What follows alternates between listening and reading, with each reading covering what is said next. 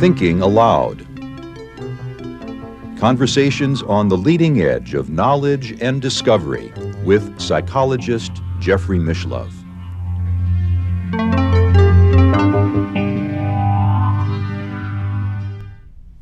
Hello and welcome. I'm Jeffrey Mishlove. Today we will be looking at dark forces and the nature of evil.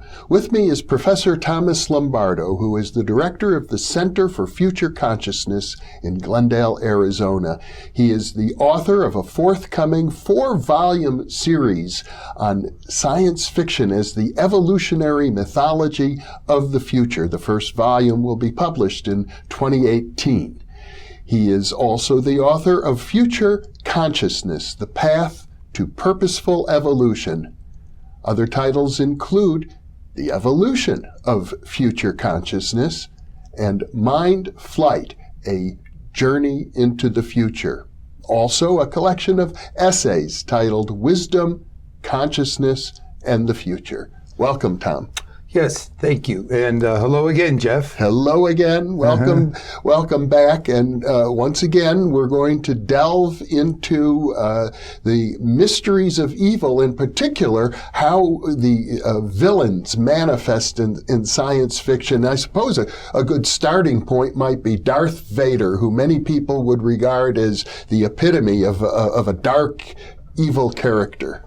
Yes, in fact, Darth Vader is perhaps one of our most powerful contemporary archetypes of evil that has emerged in recent science fiction media. Darth Vader, though, is a bit of a mixture of good and evil insofar as, in the end, he redeems himself by killing the Emperor, who is probably the more insidious and evil of the two. So although Darth Vader may get put up there as the archetype or instantiation of pure evil, it's the Emperor that really is the ugly, dastardly force within the whole Emperor story. Who turns Anakin Skywalker into Darth Vader. Yes, indeed, and that, in fact, will be one of the key qualities of a notable villain, which is that they will corrupt those around them, corrupt the good. They will turn them toward the dark side or toward evil or whatever it happens to be. And in fact, Darth Vader is to a certain significant degree robbed of his individuality in this process. He becomes overpowered both by the Emperor, and the Emperor in fact uses Anakin's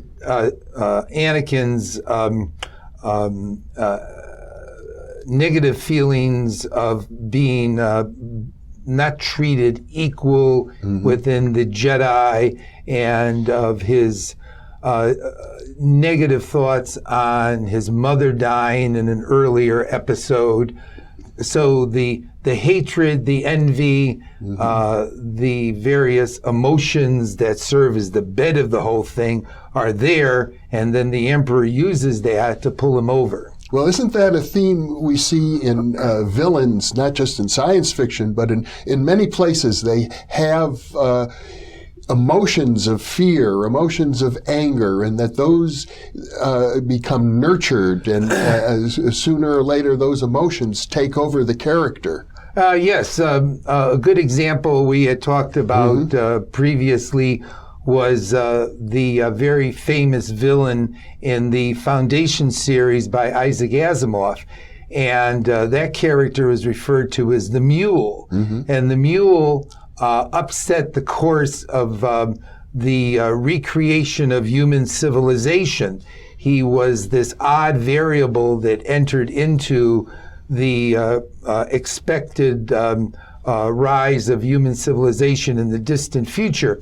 And the Mule was a frail and deformed child who was belittled and ostracized by other children and developed this deep hatred when he was young toward humanity in general, but he also discovered that he had the power to influence, in fact, even to provoke different emotions in people, and so he would provoke fear in his enemies, and he would provoke obedience and subservience in his followers. And so he was able, with this psychological power, to upset the scheme of things. And he was a classic example of a science fiction villain who became evil because of a painful and difficult childhood, and instead of going in a constructive way to try to deal with that, he used all of those negative emotions and experiences as the energy for creating havoc in the galaxy. So he was a villain at a galactic level. Oh, yes, he was a villain at a galactic level, and you can find villains at galactic levels in science fiction all over the place. Where we're approximating to the notion of the great archetype of the cosmic villain of Satan, but we find in science fiction at least galactic level villains. Another classic case which also brings up the conspiracy theory mentality is people may or may not be familiar with the expression space opera. Star Wars was a space opera, and it was adventure, wars, big spaceships, big guns, heroes and bad guys all taking place in outer space. Well, the person responsible for developing that subgenre within science fiction more so than anybody else was Doc Smith, who wrote these monstrosities of space operas back in the 1930s and 40s. And the second series he wrote was called the Lensman series. And the Lensman series had these two powerful alien forces, one of which was dedicated to helping humanity to realize our best potential. And the other force, which came from another galaxy, if not another dimension, was this very powerful evil alien civilization. And the entire history of humanity, Doc Smith describes as being a war between this good alien population and this villainous alien population. Reminiscent of Zoroastrian theology. Yes, it is. In fact, it's very, very similar. And as I mentioned, it plays into the conspiracy theory mentality, which is that if I look around, the world doesn't quite always make sense to me. And it seems sometimes that things go wrong. And why did they go wrong that way? Well, maybe there's some powerful force behind the scenes who is manipulating events so these terrible things will happen. And of course, then we believe that maybe there's some powerful force that's benevolent and good, which tries to make things go in a positive direction.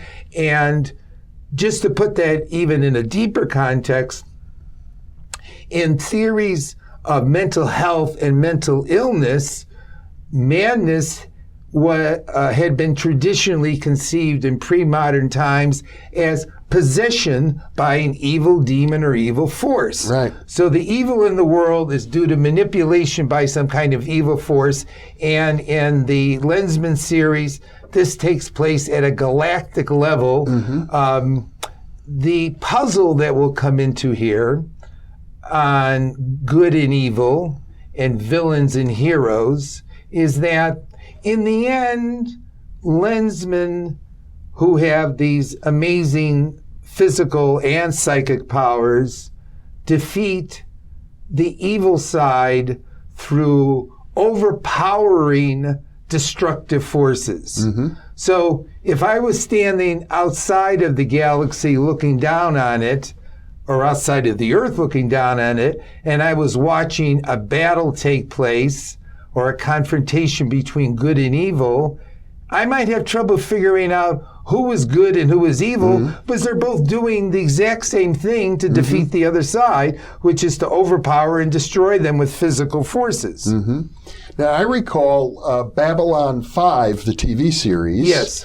in which there was some sort of mysterious dark alien force interfering with humanity Yes. in negative ways. Yes. And at one point in the series, they justified themselves by saying that what they were actually doing is strengthening humanity, that by confronting them with all of these obstacles, humanity was growing stronger. Yes, and that's an argument that's been used in many, many different forms. In fact, there's a line from the philosopher Nietzsche, what doesn't kill me makes me stronger. Right. And so you can see a challenge and misfortune and all of the negative kinds of things that may happen in life, or stressful things that happen in life, is in fact being facilitative toward the development of character.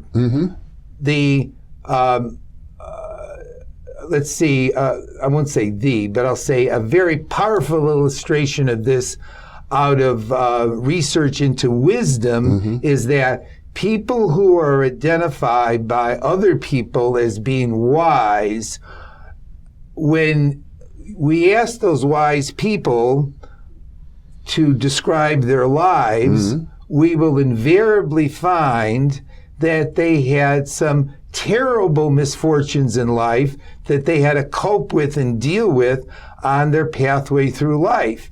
And that, in fact, there almost seems to be a positive correlation between how wise someone is perceived by others and how many severe challenges they have had to face in their life. So it may be that in some psychological sense, if not in some even deeper sense, that what we call evil has this function of facilitating and strengthening the development of what is good or better within us by having to confront it. Well, now what we're starting to get into are theories of evil. Theories. Which I gather the science fiction literature has many. Yes. Theories,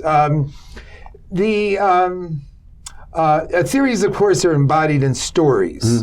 But a common theme that comes up when we talk, or when science fiction writers write about evil aliens or evil forces, is that, or evil computers, is that they are seen as evil because they are attempting to rob us of our individual freedom and self-determination. Now, you could say that this is a Western-influenced conception of evil, because in the West, we value individual self-determination and freedom. And so if it's such a central value, then any force that attempted to rob us of it, take it away from us, would be conceptualized as evil then. But it's an idea that seems to go back to mythic times as well, because one way we could describe the evil of Satan is that Satan is attempting to rob us of our self-development and self-determination and self-actualization, whereas God, or the good spirit, is attempting to help us to realize the best within us. So God's for us and Satan is against us, in the sense that Satan is putting us in a jail and God is liberating us. Well, one of the classic science fiction novels that deals with both good and evil, the character starts out as an evil person and becomes very good and persecuted, actually, at the end, is one of your favorites, Clockwork Orange. Yes, right. And Clockwork Orange is an interesting novel and movie on the nature of good and evil. We have a character at the beginning who clearly is psychopathic in the sense that he pursues his own pleasure and totally disregards the feelings and lives of others. So his pleasure, his way of life comes first. And he seems to possess no guilt, no shame. Right. That defines the psychopath. Now then, in the second part of the story, he is subjected to aversive classical conditioning, whereby he becomes viscerally nauseous every time he sees anything to do with violence and lust and icons of evil. And then after that, after he's had that classical conditioning, we find that whenever he wants to hurt, whenever he wants to maim or rape or whatever, he gets sick. Now there's a priest, it's a priest or a minister in the story, who argues against this treatment and says, this person has not actually been turned from evil to good because he's not freely choosing good. Rather, he gets viscerally sick whenever he has evil impulses. Okay? So in the end, they undo the classical conditioning, and he has this rather perverted and malevolent look on his face as he's imagining a couple naked women fighting in the snow. So the issue, though, in that story, that movie too, is that can we say that what happened to him in the treatment is not exactly what happens to us in growing up, where we are told that certain things are evil and we are punished and are made to feel guilty or shameful when we engage in such behaviors or even such thoughts. So have we not been classically and operantly conditioned to pursue the good and avoid evil the same way this character was?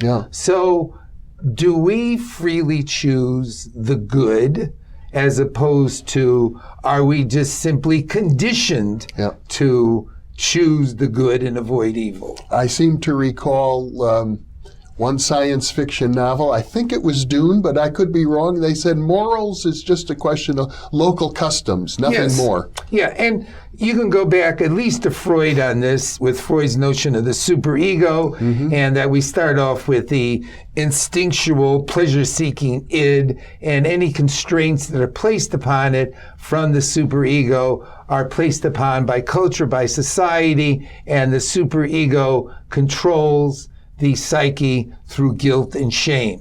And so this of course comes across then as a negative theory, a negative motivational theory of how the human mind works, which is that we don't do things that are bad because if we did those bad things, we would feel lousy about it. So we avoid evil because evil feels bad to us.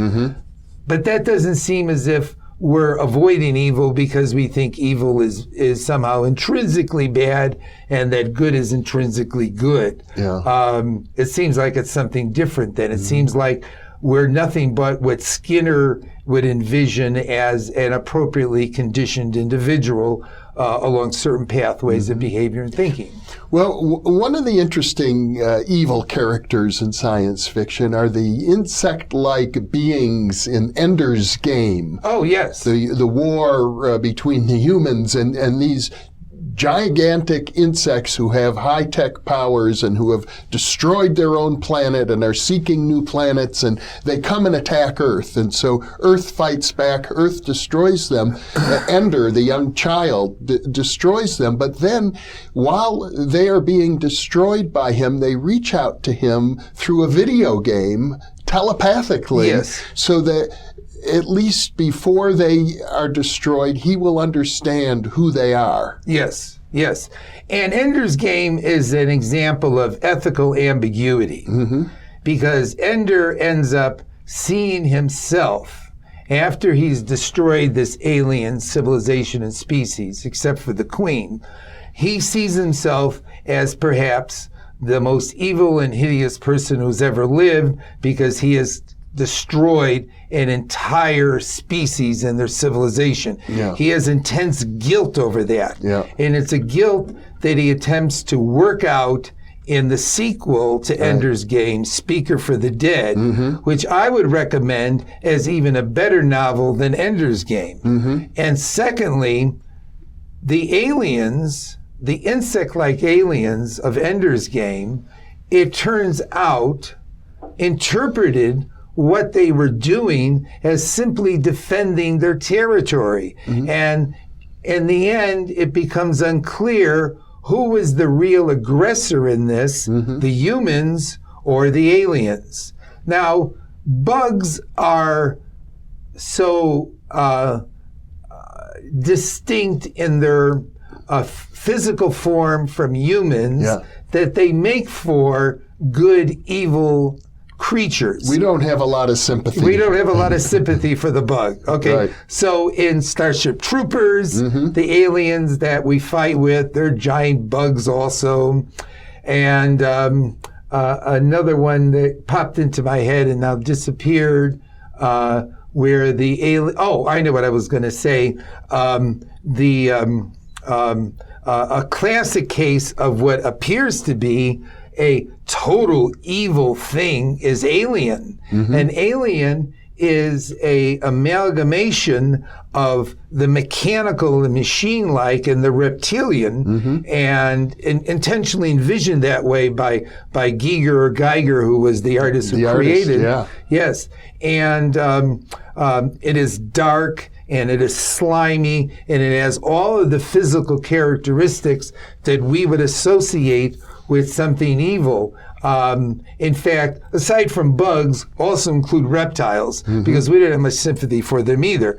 So the evil aliens will usually take the form, not usually, I'll take that back, but will frequently take the form of either bug-like creatures or reptile-like creatures, or in War of the Worlds, they were sort of like octopus, the Martians. And so the less similar in physical form they are to us, the more we can feel distant from them, and the more threatening we may feel by their presence. Right. Yeah. Yeah.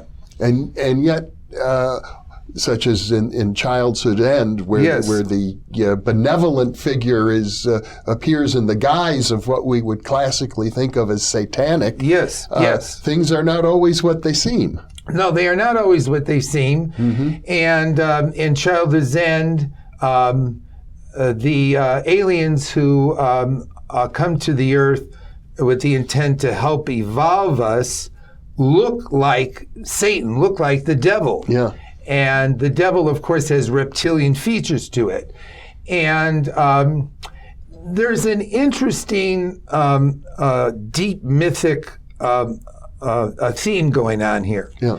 And the theme is that the devil in Judeo-Christian myth, who on one hand was conceived of as the enemy to our self-determination, is actually, in the story of the Garden of Eden, attempting to tempt Eve into eating of the tree of knowledge of good and evil, so that she no longer, in quote, would be like an obedient child, but she will know of good and evil. And so her act of defiance is also an act of independence. And since we do think of evil as that which robs us of independence, is the devil in the Garden of Eden the good guy or the bad guy, although he's usually portrayed as the bad guy? Yeah. And is the protective God who creates us and puts us in the Garden of Eden the good guy or the bad guy? Because, of course, To be good means to be obedient. And that's the archetype of child to parent. Be obedient to the parent to who's responsible for you. So in the science fiction tale, The Death Bird, the Garden of Eden story is retold. And in the retelling of it and the reinterpretation of it, Satan is seen as the good guy and God is seen as the bad guy. And where God wants to keep control and Satan is trying to help Eve realize independence. So even if we see evil as that which attempts to usurp our self-determination, like in Terminator, Matrix, it's a computer that's evil, taking away our freedom and independence. We feel threatened by computers because they may overpower us and take away our independence. We do have a part of our moral thinking which involves this notion of a benevolent parental figure who is watching over us, and that to be good means to be the obedient child, to be taken care of, but to be obedient. And in that sense, to go out into the world and to be self-determining is almost an act of evil, an act of rejection of our fundamental parental archetype who created us and is responsible for us. Well, that's the problem with evil. It's almost impossible to come up with a pure example of unmitigated, unrelenting evil. Yes. Now, and how would we conceptualize that? One thing I notice psychologically is that anybody that we identify, or anything we identify as evil, seems to have some rationale behind why they're like that, or why they're doing what they're doing. And so it becomes a challenge at that level because they seem to think very often that what they're doing is the right thing. And tragically, in our history, we have had many, many people, many nations, who have engaged in atrocious acts in the name of either bringing civilization, religion, enlightenment to the stupid indigenous barbarians or people of a particular area of the world. Okay, so the perpetrator of what looks at one level like evil, they justify their behavior in the name of God, or the name of civilization, or the name of ethics even, you know, and so they're doing something that from one perspective looks totally evil. They're robbing somebody of a way of life and their self-determination, and at the same time they think they're doing it to make that person or their reality better. You know, one of the interesting features of the Star Trek series, which is always appealed to me, is you saw it a lot with Captain Kirk, where he's confronted by some sort of an evil alien who's more powerful than he is. You see it as well with Picard in the subsequent series. And Kirk rises to the occasion by speaking something very forceful, something truthful, and by talking to this evil alien in a very honest, direct, truthful way. You might say a come to Jesus talk. The alien or the evil person realizes that they are in the wrong and they change their behavior because of the way they've been spoken to. Yes. That sounds very idealistic. It sounds idealistic in the sense that the later Star Trek series became darker. I mean, do we realistically think we can convince a evil mind of the errors of their way? Humans and I presume alien minds in some sense, although that's purely speculative what I'm just saying. But we get convinced about our positions, our agendas, our approaches. And we, if we think we can talk somebody out of a position that we think is destructive and dangerous and evil, we're being a little psychologically naive. Now, I'm not saying that psychotics are evil, but you try to convince a psychotic that what they see and they hear and what they believe isn't true. You try to convince an entrenched neurotic that what they think or feel or believe isn't true. You try to convince a dyed-in-the-wool, entrenched a person of a political persuasion that what they're doing is stupid and asinine. And good luck, because minds defend their territory. They justify their behavior. And when you think you can reason them out of it, that reason is the key and the vehicle by means of which we will create the good, we're being a bit psychologically naive, you know, that it's actually going to work. You can criticize human history for this. You can criticize science fiction for this. But it often seems that the only way you're going to get rid of that destructive force is by destroying it. There recently was this conversation, it's still going on contemporary news regarding, was there some way around the Civil War that could have addressed the issue of slavery? Couldn't they have compromised? Okay, now, here we have a group of people who think it's their right to take away the rights of another group of people. And in fact, they argued, the Confederates, that it was an infringement on their own self-determination and their own freedom to have somebody else tell them that they could not enslave and take away the freedom of somebody else. So they were engaged in literally a logical contradiction in their mind. Okay.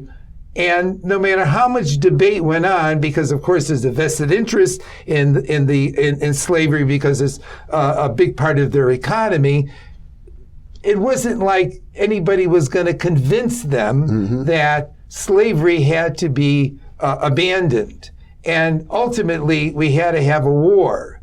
And even with that war, it had to be carried to such an extreme degree of destruction that the people that we ended up having as our heroes, military heroes, that saved the United States in the Civil War, Grant, Sherman, Thomas, and Sheridan, the Union generals at the end who defeated the South, they destroyed the South. And so their way of realizing this hopeful step forward was through great carnage and destruction. And Sherman is still hated in Georgia 150 years later for what he did. But he was probably the pivotal figure which tipped the balance at the end of 1864 that led to the Union winning the Civil War. What would you have done with Hitler? Could you have convinced Hitler to stop what he was doing, to reason him out of it?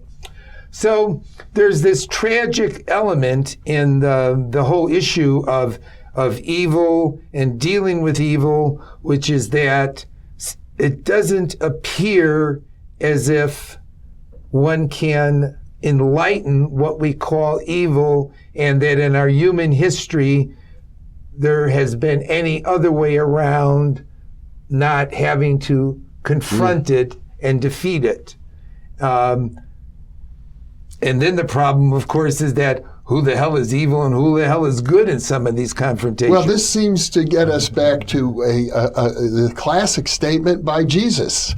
You know, resist not evil. You have heard an eye for an eye and a tooth for a tooth, but I say to you, turn the other cheek. Turn the other cheek. And I think what he meant by that is, in resisting evil, we become like that which we resist.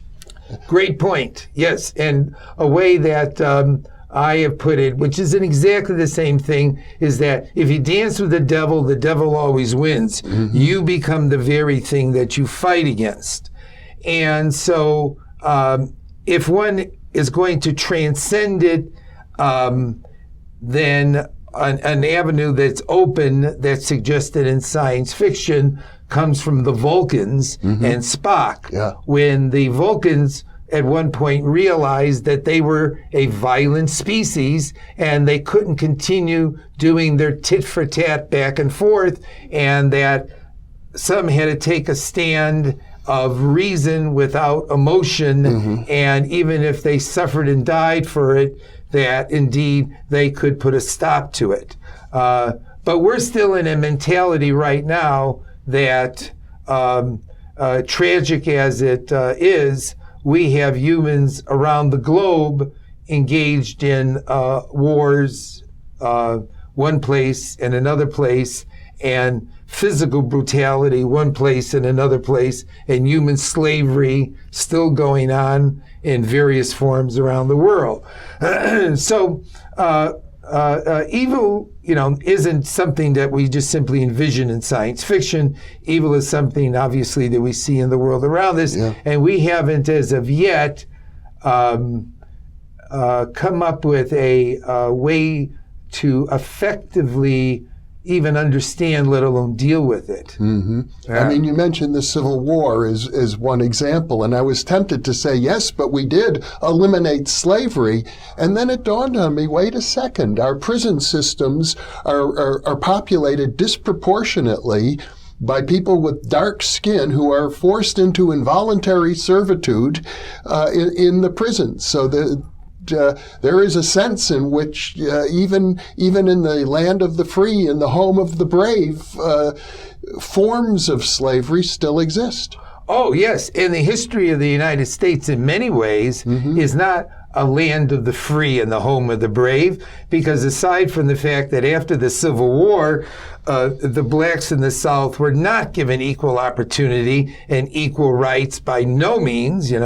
They were in various ways persecuted and repressed even after presumably they were free. We have just as big issues regarding what did we do to the American Indians, and what did we do to the women of the United States in terms of their rights and their freedoms.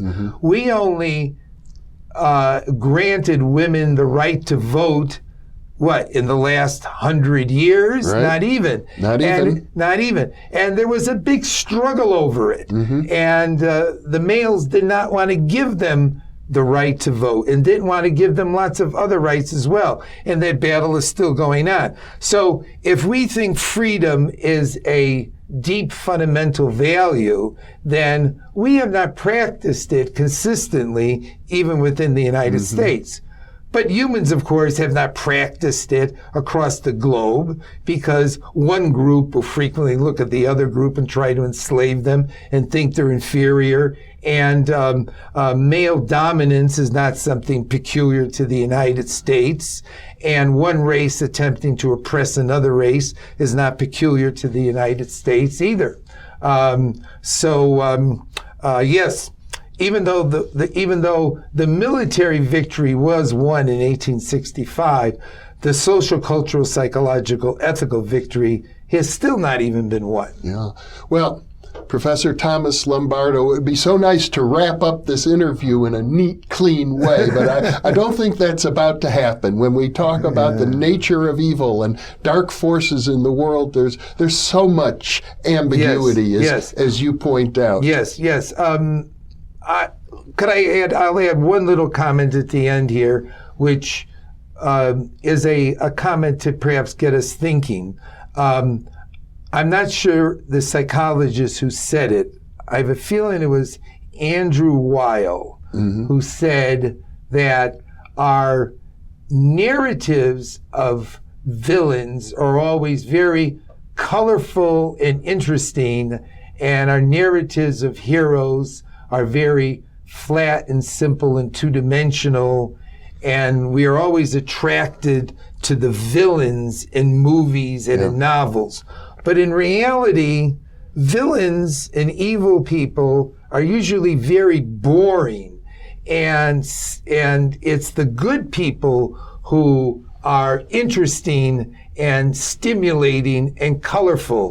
And so maybe we get it wrong when we put it down in narrative form, but there's something that attracts readers and viewers to these extreme and perhaps unrealistic caricatures of villains. Yeah, you're reminding me of the classic book by Hannah Arendt, Yes. the philosopher who studied dictatorships and authoritarian cultures, Right. and in particular the Nazis, and Yes. wrote a book about the banality of evil, all of these bureaucrats who Yes. were involved in perpetuating a Holocaust. Yes. So, on that note, to add a little more thought to the thoughts we've had already. Yes, thank you, Jeff. Well, thank you, Tom, and thank you for being with us.